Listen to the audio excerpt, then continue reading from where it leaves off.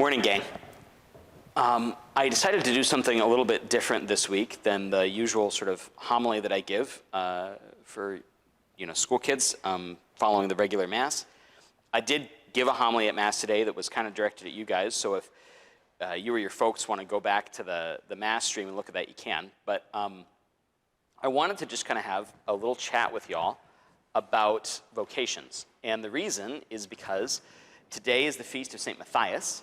St. Matthias is the guy who took Judas's place after the resurrection.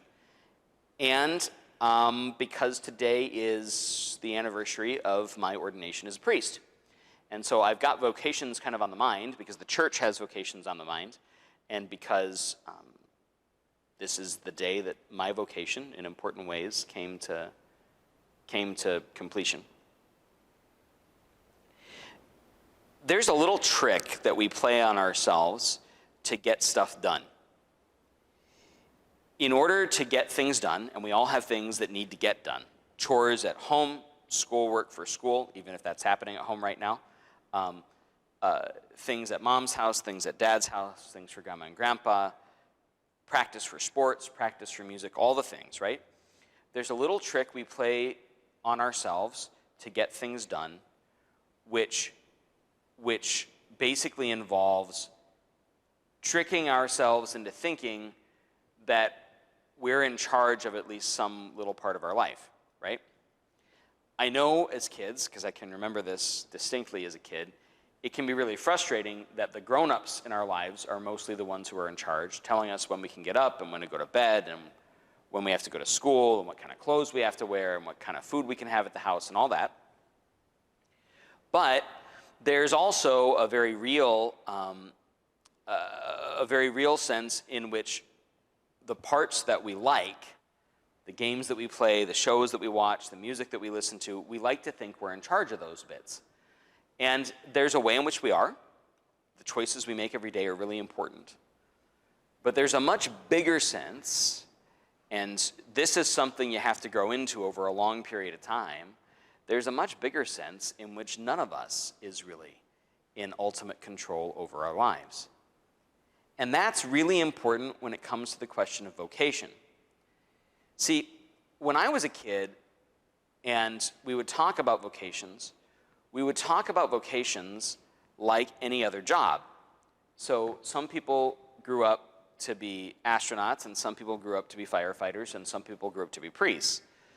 But being a priest isn't like being any of those other things. And part of the reason that we know that is because you can be a priest and be most of those other things too. I was in seminary with a guy who was a for-real astronaut and had been to space.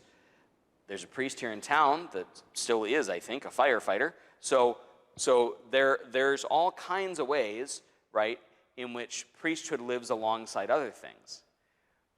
But priesthood's not like anything else, and it's not like anything else because priesthood isn't really a job.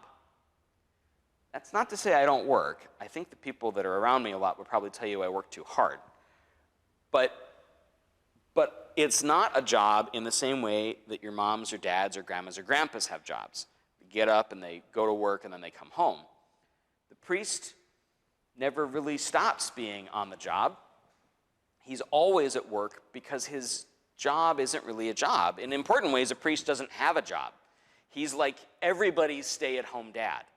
And the home that he stays at is sometimes his and sometimes yours and sometimes somebody else's. And so the reason priesthood's a different kind of a thing is because you can go to school for years and years and years to learn to become a doctor, or years and years and years and learn to become a lawyer, or years and years and years and learn to be a business person. But you can go to school for years and years and years to learn how to be a priest and still not be a priest. Because it's not the guy that chooses to be a priest. It's God, through the church, that chooses that one to be a priest.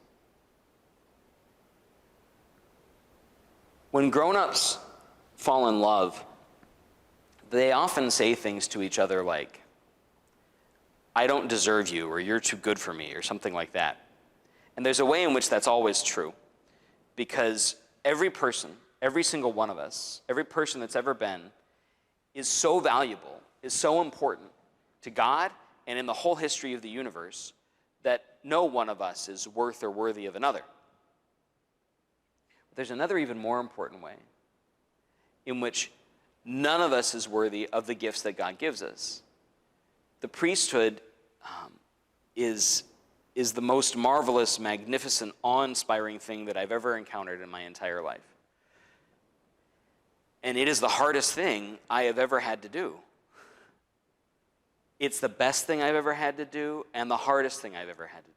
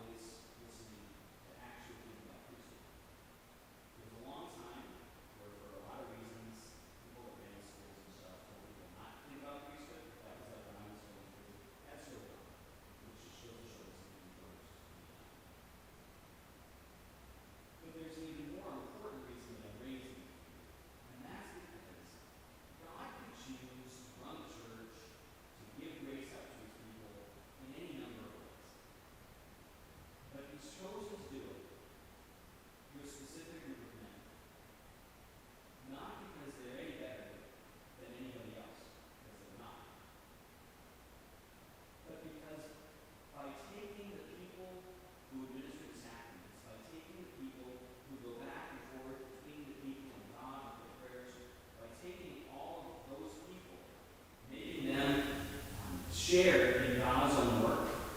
We, the church, have a stake, a share in what God gives us. And that is so much better than just being handed a gift on a platter. That's why our choices do matter. Because by our choices, we have a stake or a share or an investment in what God has given us. And everything you do every day, every book you read, every time you sit down to study, every test you take, every subject you learn, every game you play, all of it has the potential to form you into the man or the woman God wants you to be, and becoming the man or the woman God wants you to be, to bring even more people to Him. You work for God, and God works